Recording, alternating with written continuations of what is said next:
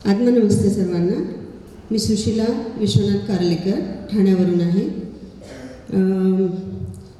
मॅडमला माझ्या गुरूंनीच माझ्याकडे पाठवलेलं दिसतंय, कारण मी अध्यात्मामध्ये असल्यामुळे मी सेकंड डिग्री आधी संपवली होती, पण थर्ड डिग्रीसाठी मी सर्च करत होते कोणीतरी मला शिकवेल का थर्ड डिग्री म्हणून. तर माहीत नाही, एक दिवशी मॅडमचा व्हिडिओ माझ्या समोर आला. कोणी पाठवला मला माहीत नाही, आणि तो यूट्यूबचाही नव्हता. हे सर्वात मोठं आश्चर्य आहे, आणि अजूनही मला ते रहस्यच आहे माझ्यासाठी. मी मॅडमला फोन केला तर त्या म्हणल्या तुम्ही माझ्याकडे फर्स्ट सेकंड आणि थर्ड शिकावी लागेल, तसं काही जमणार नाही, डायरेक्ट थर्ड काही मी देणार नाही. मी ॲग्री झाले आणि ॲडमिशन घेतली. त्या फर्स्ट सेकंड थर्डपासून मला पूर्ण ह्या जर्नीमध्ये मला असा अनुभव आला, माझा जो आत्मविश्वास कोलमडला होता. माझे मिस्टर कोरोनामध्ये एक्सपायर झाले आणि मी वाचले, तर मला सतत असं मन खात होतं की मी कशाला वाचले असेल, मिस्टर का बरं गेले, मी का नाही गेली, किंवा दोघे का नाही गेलो, असं काहीतरी मला विचित्र एक वादळ होतं. मॅडमला मी जेव्हा फोन करून विचारलं तेव्हा त्यांनी मला इतका जबरदस्त आत्मविश्वास दिला की तो आत्ताही तुमच्यासमोर दिसतोय. नाही तर मी माझा ट्रॅक सुटला होता, दुसरीकडेच भरकटले होते मी, सुचायचं नाही काही. ना माझं ध्यान होत होतं, ना माझा कुठला स्वाध्याय होत होता, ना माझा जप होत होता. मॅडमने खरंच तो आत्मविश्वास परत आणला मला, आणि आत्ता मी आज ग्रँडमास्टरपर्यंत आलेली आहे.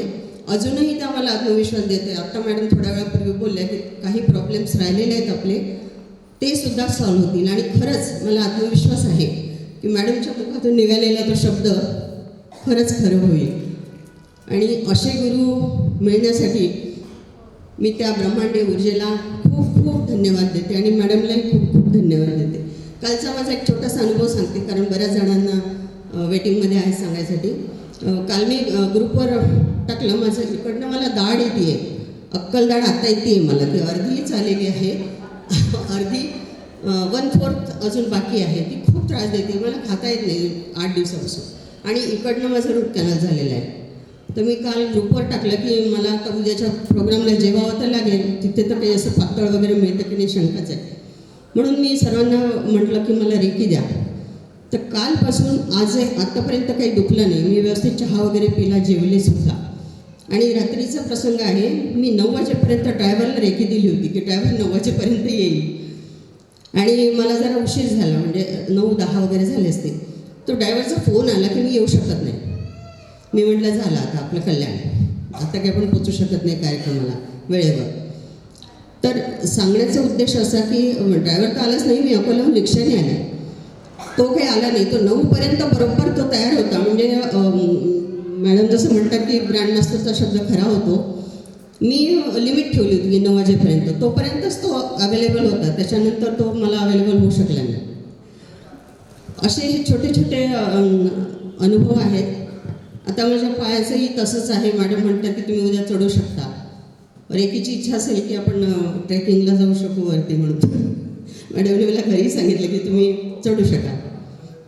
आणि मॅडमसाठी 2 ओळी मी म्हणते आहे की ही ब्रह्मांडीय ऊर्जा जशी आपल्या आतमध्ये होती आणि ती मॅडमने आपल्याला उद्धृत केली, बाहेर तिची ओळख करून दिली.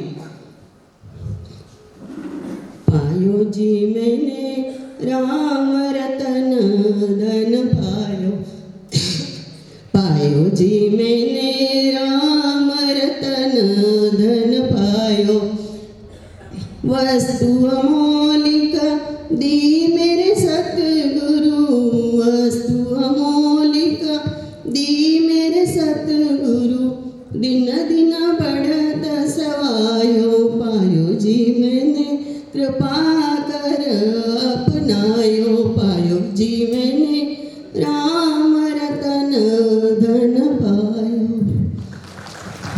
सर्वांना खूप खूप धन्यवाद. मॅडमचे कोटी कोटी धन्यवाद. आत्मनमस्ते मॅडम. आनंदी आनंद सगळीकडे. Hello hello